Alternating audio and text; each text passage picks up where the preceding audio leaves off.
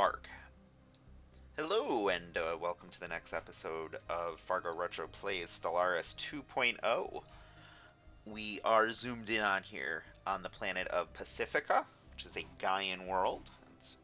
It's a 25 tile large planet here, and it's home to the Uplifted, a pretty cute little species here. They're a little butterfly, and they have Gaia world preference, which means they can actually only live on these perfect, pristine planets, which we've not found any other of so far in this small chunk of the galaxy that we've explored. As you can see, we're kind of just north of the galactic center, and what looks to be a two-arm spiral galaxy here. And we haven't run into any other alien civilizations yet. We know we will, but we haven't yet. Yeah, so we are just continuing to expand here. We're in the process of researching robots, so that's actually our next sort of objective. We're going to build robots on all of the other planets that aren't, the ones that we can't colonize here. So we're going to find some large planets here in the, like this tropical, this 24. We'll probably colonize that one. That's next. Top 21, continental 21. You see how that's red here. That means, it's nobody in your empire can colonize it, is basically what that means. So we'll go ahead and get the game started again here. And we are losing a little bit of energy, and that is okay. Our construction ship right now is actually building up on a really nice spot. Construction complete. It had 6 physics and 3 engineering. It was an anomaly. And then there's another spot here with 4 energy on a single tile. So that'll get us functionally back to even. Okay, go ahead and have you do another anomaly. In the meantime, we are go ahead and speed up its tick here. Playing fast. Playing very fast. Nothing's happening. I don't know. Fast seems to go faster than very fast for some reason. Like acknowledging there's some chunks of slowdown. I've always seen it's always seemed like the fast speeds, not very optimized, or the fastest speed. This planet here is uninhabited and indeed uninhabitable, but not unvisited. Its surface is littered with tall cenotaphs carved from some mineral not native to the planet, evidently placed here by some artistically inclined spacefaring race. The monolith's flowing lines deftly chart a history so fantastical it must surely be fictional. Surely. Edit monolithic. Image them for the archives. Let's go ahead and do that. Pretty cool. We get a little bank here in our energy. Do we have stored research anywhere else? Not really. That should help our robots finish a little quicker here. Technology discovered. Nice. Okay, so we can increase our armor, our coil guns, or our fusion missiles. We're probably not going to do either one of these, just because we have the level 2 lasers. Armor, we could, but I think we'll go ahead and build machine template systems. What that does is that unlocks robo-modding and mechanical pop templates, and we'll get way more into templates on the biological side way later in the game, but the robo-modding is actually a super cool, and it gives you 1 robot modification point. So we'll go ahead and do that, even though it's probably going to be a while, 33 months. Because the costs increase with our systems. Oh, that's kind of lame. I didn't know that, but I guess it makes sense. Survey complete. But not on population, it looks like. That's a good change, in my opinion. If we get some robots, then we can move some of this around here.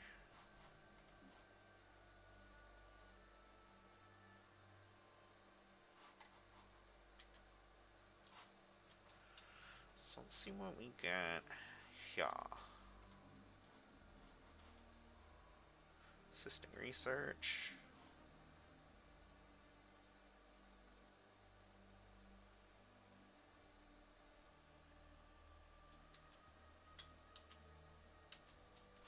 Ah.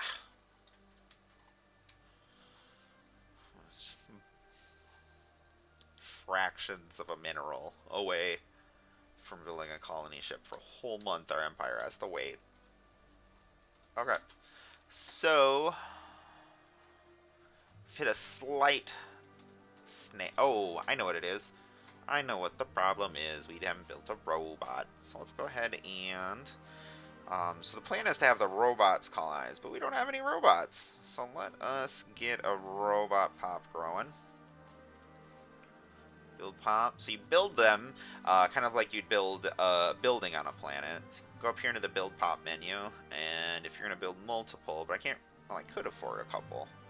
We'll just build one for now, because we do want them to actually mine the minerals rather than have a robot be built on them. So we'll get that pop growing, and that you can see it there. That's pretty nice.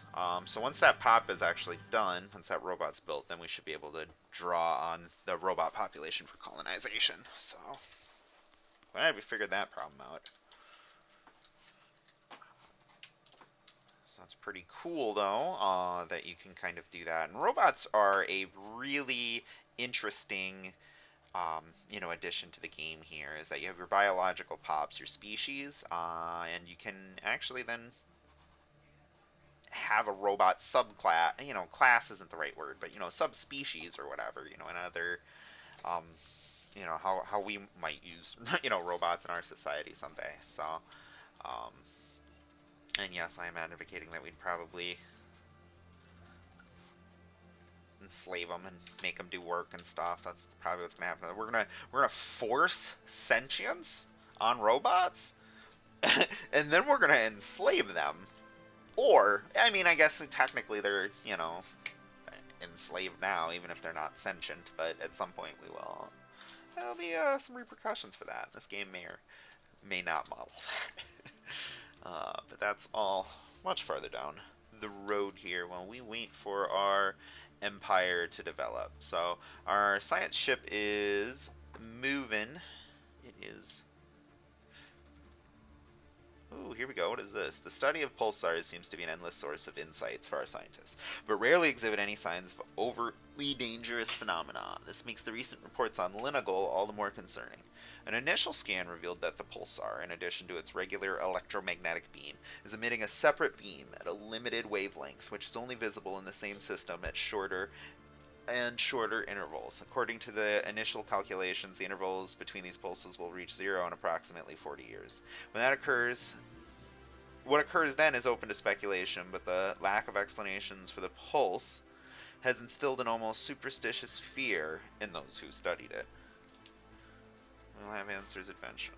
So I wonder if... That's weird. Linagol. The pulsar at Linagol is a something we'll have to remember. Interesting. So that's kind of I talked about it a little on the last episode, but the idea, on paper, and we could debate whether or not it's pulled off. But the idea is that the science ships in the early game, when they're exploring, you want to think of them as like the Enterprise. Or any sort of substitute for a Star Trek style half science, half combat flagship. And it's kind of reminiscent also then of like your sort of what is it, Star Control 2, Star Control series. Where there's a single ship that's kind of the representative for a whole species on a whole planet, and it's all right. We'll see. We'll play this through before we judge it too harshly, because this is their attempt to alleviate some of that. Because what you would do in the early game in 1.9 is you would just send your starting military fleet out. You'd break it up into as many 3 fleets or whatever, and you'd just quickly run through all of the systems as quickly as possible. You'd queue up a bunch of moves. So it's nice that now that the game's out, you've been out for a couple years, they can kind of react to it and adjust some of the things that may not have been the way they intended. And yeah, so it forces you to lead with your science ships, and I think it's definitely slowing the game down. In addition to only having the hyperlane drives, and then you have to fly then to your exit point in the system. Like to use this system, if you want to go to Linegal to this unknown system, you come from Linegal, drop here. You'd have to fly across, and then you'd warp out then to this next system. That would simulate Linegal to Belgium to this place, Belgium. Oh, because I'm using the Roman. I'm using the Roman terminology. That's pretty fun. Construction complete. It's the Roman nameless. That's what we're talking about. So we're this 24 and 13. That's pretty. Hearts of Iron. What are you doing, buddy? Lacking the minerals. So we'll go ahead and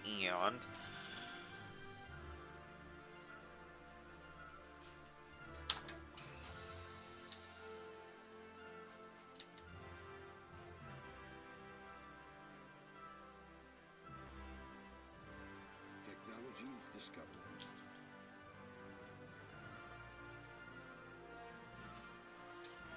so we got our energy siphon here, which is a weapon. We can put that on a ship. We'll take a look at our ships, maybe. Planetary capital and production targets. So 52 months. So between 4 and 5 years here. So I don't really need to terraform fleet command limit. That's interesting. I would never at just 35 months. Yeah, I think that's what we do, because that doubles the size of our fleet, even though we're not quite to it yet. You can go ahead and research that. So take a look at ours. So our primary spaceship here, the Inklak Backlok, is led by a pretty decent guy here. He's a roamer, which increases his survey speed, and he has a custom AI assistant, which increases his research speed, survey speed, and anomaly research speed, which is pretty cool. So this guy's all around pretty great. And he's 47, so he might die soon, though. We're fleeting. This guy up here, the Inklak. Oh, they're both named the same thing. I don't like that.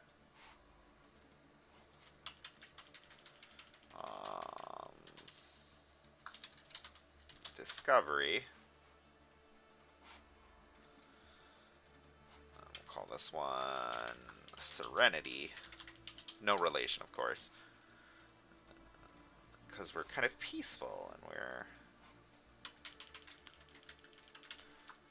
Utopia. So we have one fleet here, kind of sweeping southward. The other one here is kind of going east. We could have one come up here. This would be a nice little chunk of space to, like, now it just kind of feels like EVE Online. Like, to be honest, Stellaris 2.0, the Apocalypse expansion, just feels like EVE Online now, which is super dope. Like, it's super cool. Like, do not get me wrong. If you think about it that way, if you could extract all of the fun of playing EVE Online, like an MMO, into a single player game, like, why wouldn't you? So we just got our Unity here, so we can go ahead and pick up our last discovery benefit. So we're gonna gain research points equal to 1/10 of our monthly gain when surveying planets. And we're going to finish off our discovery tree, which means that our research speed is increased by 10% for the rest of the game. And lastly, we get our first ascension perk. So that was a nice little preview of the Unity system. So we'll kind of pick our ascension perk here, and then I'll talk about how you kind of generate Unity. But the ascension perks are kind of permanent. I'm trying to find a spot where I can't do that, huh? Okay.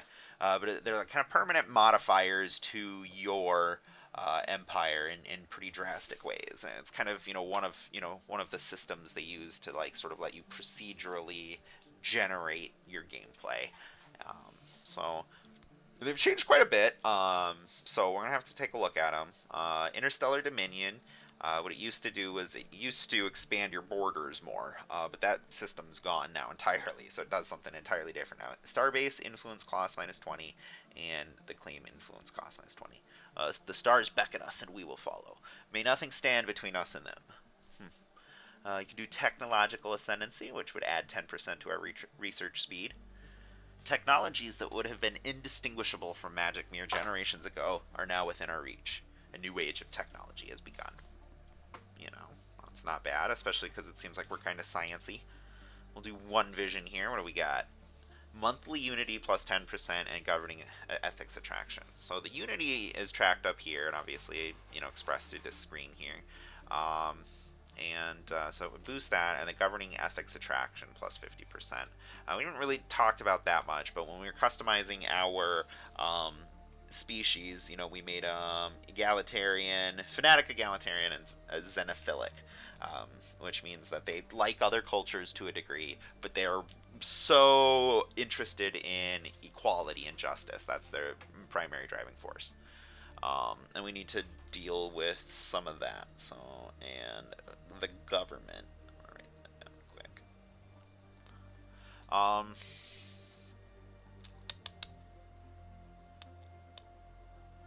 So, True Unity.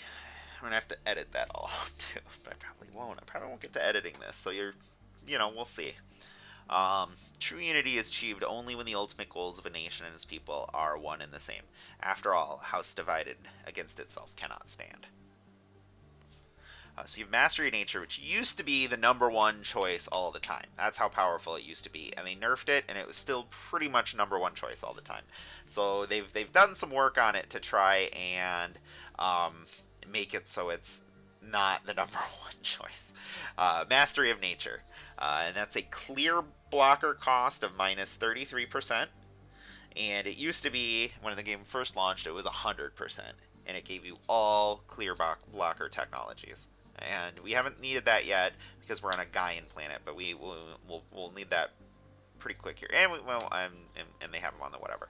Now it no longer gives any of the tech. It gives you a negative to the clear blocker cost, but it gives you a unique planetary edict where a planet that's smaller than 25 tiles can actually increase between a size of between 1 to 3. So that's pretty cool, and I don't really need that right now just because I don't need to, I don't have any other planets, and mine's 25 already. Although we mastered the nature of our homeworld long ago, the alien biomes we have since encountered present new challenges. They too shall be overcome. Alrighty.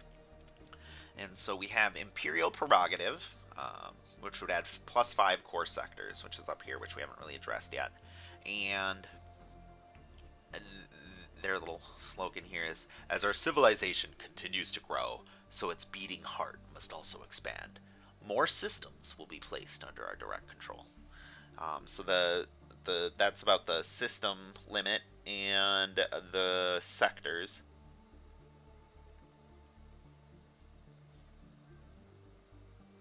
Okay, and I think this one's new, Executive Vigor, and an Edict Duration plus 100%. That's pretty cool.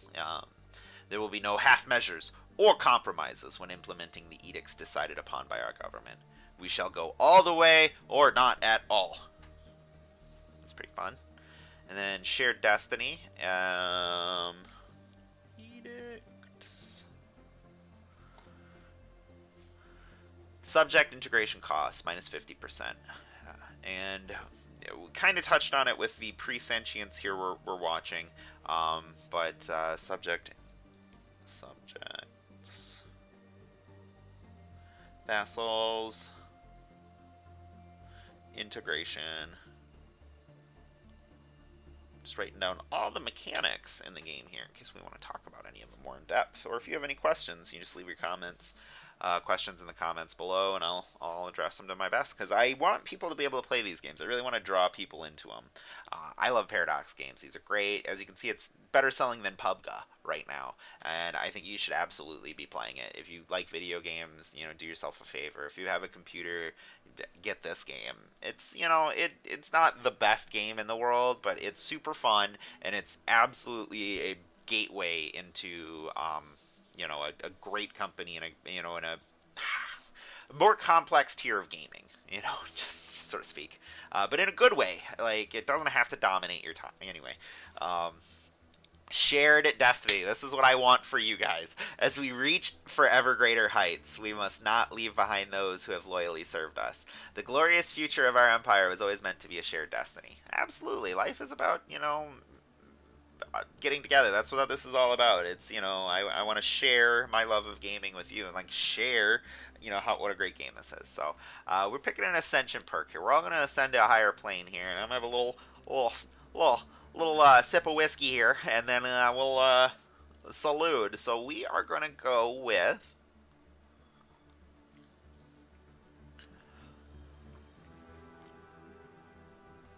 we're going to go technological ascendancy. We're going to see if we can't just develop above and beyond everybody. So I like that. We got our boost there, so our tech should really start picking up. 26. We'll see if that adjusts here when the month clicks over. And then that means the next time we get our Unity, the dense tropical foliage of Belgium 2A hides what science officer of the Discovery calls a proto-civilization. The beings that made up this proto-civilization are still too far behind the evolutionary curve to even be called primitive, but their social order seems to be underpinned by the beginnings of an intelligible language and abstract thought. The science officer suggests these particular creatures may be a suitable test bed for technologies intended to induce rapid evolutions. Something to keep in mind for the future. So this is actually the whole point of my game. I played a group called the Uplifters Coalition in a previous game, and I really enjoyed the style of gameplay, which was about finding other species like this and bringing them to a more conscious state and giving them some independence and or making them a part of my empire. More often than not, they were made a part of my empire. In the last game, I was making them their own sort of states, and they were just kind of my vassals. So let's take a look at the Yamakara, and they are natural intellectuals as well. So we have two sets of natural intellectuals, which is pretty fun. So we're absolutely building towards just this brilliant science-based, egalitarian Star Trek style future. That's super fun. So Belgium 2A. 2A has pre-sentience. Okay, we encountered some form of alien vessel in the Wolgun system. The zooming's not working right, but that's okay. I'll figure it out. So I don't like...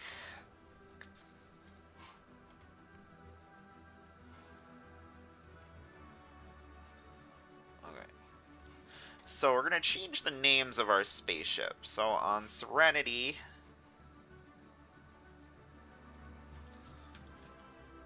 we're going to have him be Castle. And on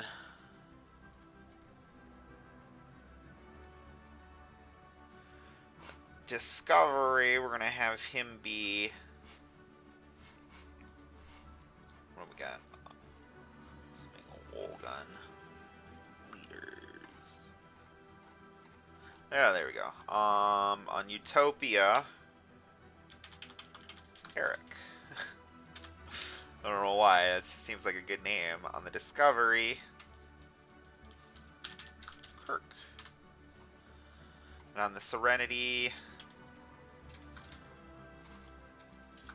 Brown Coat. There we go, that's fun. our governor, what is he? He is a substance abuser. He's gonna die soon. But boy howdy does he interest in architecture and building. We'll call him Bergam. Admiral Gale Speed Akbar. So fun. Our fleet.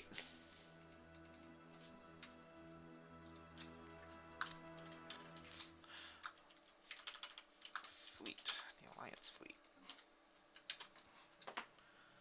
That's fun. So that should make me saying some of this a little easier, I think.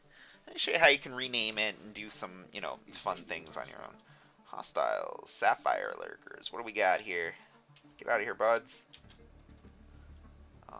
Strongers in the 500s, the 700s, so like for 1700 total. Ugh.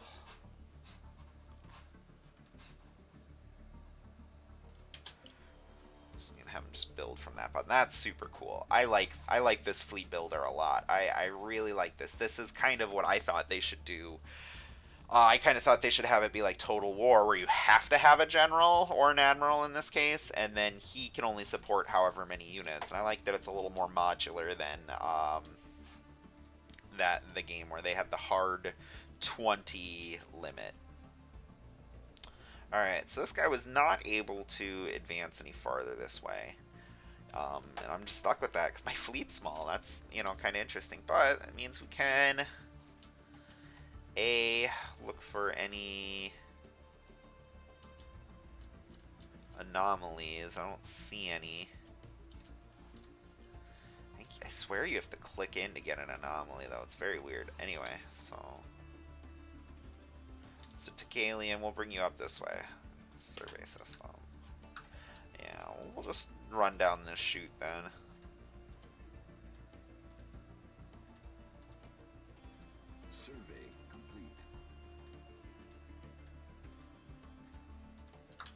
There we go. Let's have him go that way. And we're starting to...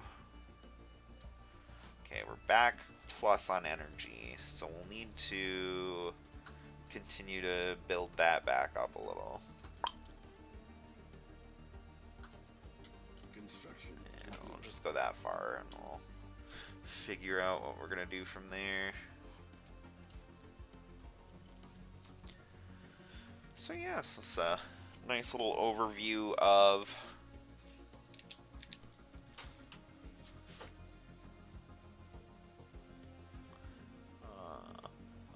anomaly detected.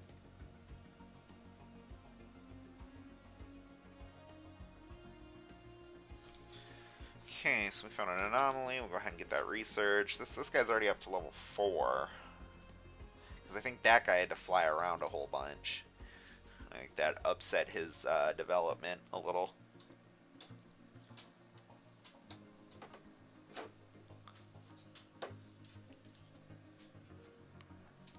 None of these planets have any good names.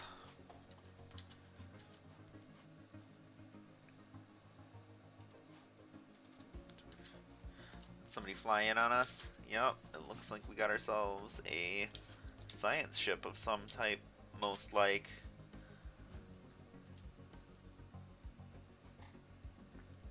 So we're probably looking at our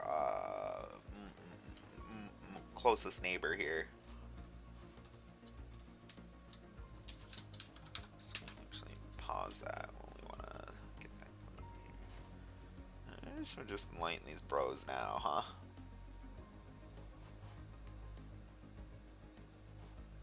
This asteroid appears to have been used intermittently by a base. As a base by a band of alien pirates roughly 1,000 years ago, a small boarding party entered the base and managed to recover their abandoned treasure hoard. It consisted largely of stolen trinkets and artifacts, but some of it appears to be of value. That's fun. Communications established with the Curator Order. Greetings, Star Traveler, we are the Curators. Our ancient order was established aeons ago by the various galactic powers in ascendancy at the time. We were dedicated towards the preservation of all knowledge in an effort to safeguard the galaxy from descending into yet another dark age of mass extinctions and barbarism. We failed. Few of us remain today, but we are no less committed to our sacred mission than our predecessors were. We are willing to share some of our knowledge with you for a price. Well met. So we have some traders here, and these guys are our researchers. So we're going to do a little expanding here. So in the next episode here, we will likely do some colonization here. We're still waiting for our robot Pop here to build, and it looks like he's going to finish this month. So in our next episode, we'll look to do some colonizing there. We have hopefully build up some resources to break this guy down. Otherwise, we are going to build this way. I think we're going to try and absorb both curators into our empire here, at least to protect them from, scary outside things. Ooh, the Krogan tribes. They appear to have successfully translated our language. Diplomatic channels are now open, and hostilities between us have ceased for the moment. And the Cardassian Union. Hooray! And another group. Okay, so I bring greetings from Overlord Guld, the undisputed ruler of the Krogan tribes. We wish to learn more about your species. Which martial techniques do your warriors employ, given your fascinating biology? We could learn much from each other, Krogans. The news that we have encountered intelligent alien life for the first time is spreading like wildfire through the Alliance of Pacifica. Our citizens are fascinated by these beings, and the media is full of reports and speculation on their culture and society. The revelation that we are not alone in this galaxy has largely been greeted with celebration on Pacifica. Just like us, the aliens appear to be relative newcomers on the galactic stage, and their level of technology is similar to our own. This is a momentous occasion. We've encountered some form of alien vessels in the Amethyr system. These strange objects have been flagged as Cardassian Union until we learn more about them. We should proceed with caution. We are receiving a transmission from the Cardassian Union. They appear to have successfully translated our language. Diplomatic channels are now open, and all hostilities between us have ceased for the moment. Ourselves some Cardassians. I bring greetings from Legate Damar, the undisputed ruler of the Cardassian Union. Respect our borders and keep out of our affairs, and perhaps our mighty fleets will refrain from visiting your empires. We can learn much from each other. So we found our enemies here. The Cardassian Union, a much larger Cardassian Union with possibly friendly Krogar tribe. Oh, look at that. They got... That's harsh. Like, what are you even going to do in a situation like that? So what do we got here? Size 23. I mean, that's, that's 12, 15. You gotta colonize everything you can colonize, I suppose. 14. There might be some more there they look to colonize. So yeah, that's the low connectivity. You gotta understand that that's what's gonna happen. And here's the much larger Cardassian Union, and they're likely to be more aggressive. So let us see if we can.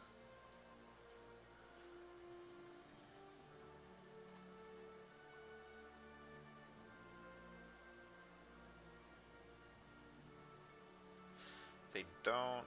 Distance, neutral. These guys are unlikely to be egalitarian rabble. I don't like what we have to say. So, let's work on... Let's guarantee...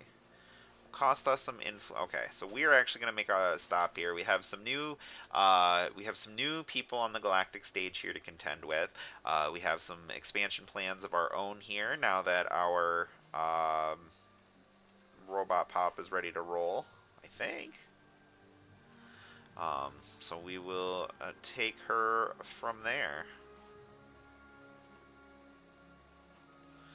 Alright, so we're going to go ahead and, plan on more expansion and interaction here with the new powers that we have. So we're going to do a little stop here. So thanks for watching, and I hope you have take care.